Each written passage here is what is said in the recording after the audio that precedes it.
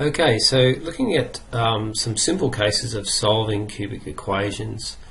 So remember when we're solving polynomial equations, y equals 0, so essentially the equation's set equal to 0, the dependent variable. And graphically this would be the x-intercepts, but we're not going to do anything graphical in this particular video. Okay, so the first one here is already factorized, so these are the easiest ones of all, and I've actually gone ahead and done it. So you can see from the null factor law, when three things multiplied together equals 0, either the first or the second or the third or all of them, or a combination of them, is equal to 0. So basically x minus 2 equals 0, so therefore in that case x equals 2, and that would yield the point 2, 0.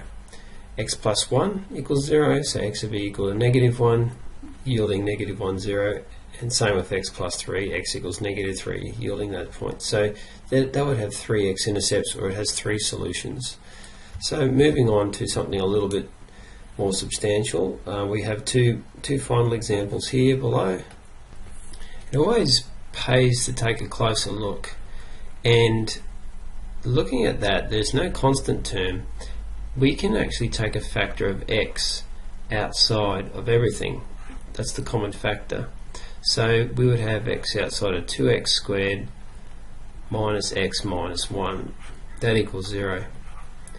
Kind of have a null factor law happening here. So that would be A and that would be B.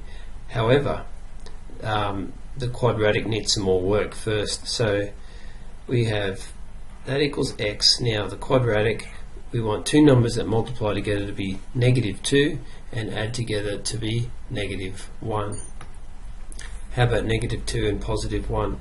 So we've got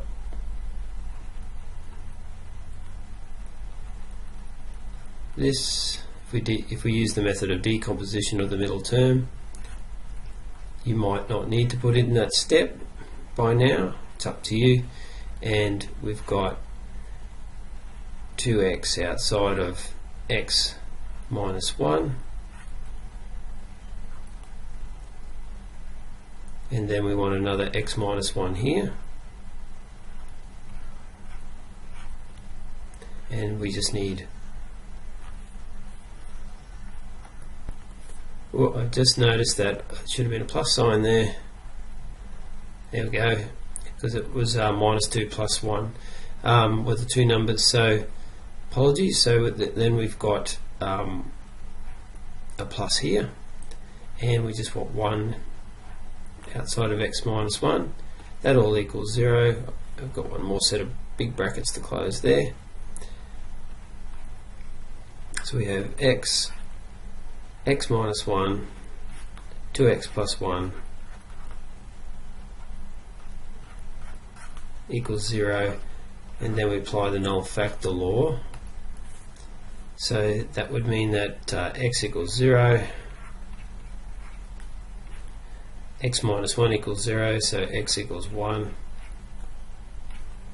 2x plus 1, I'll work this one out for you, 2x plus 1 equals 0, 2x equals negative 1, so x equals negative 1/2.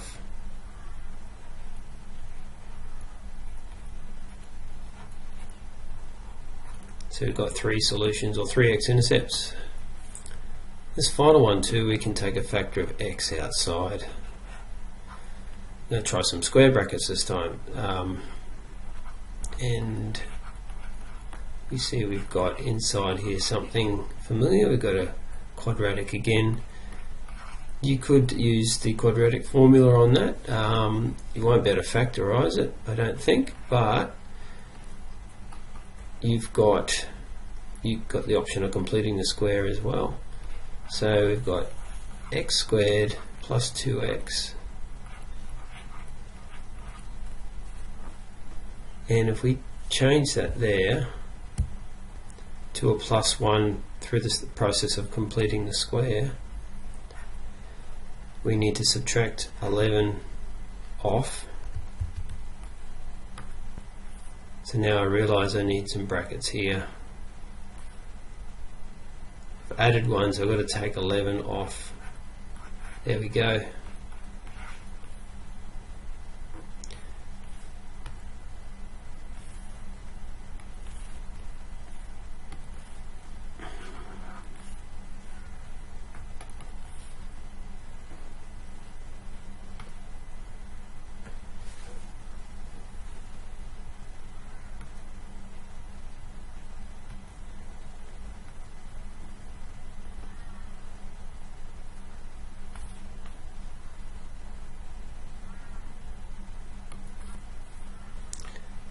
So we have x.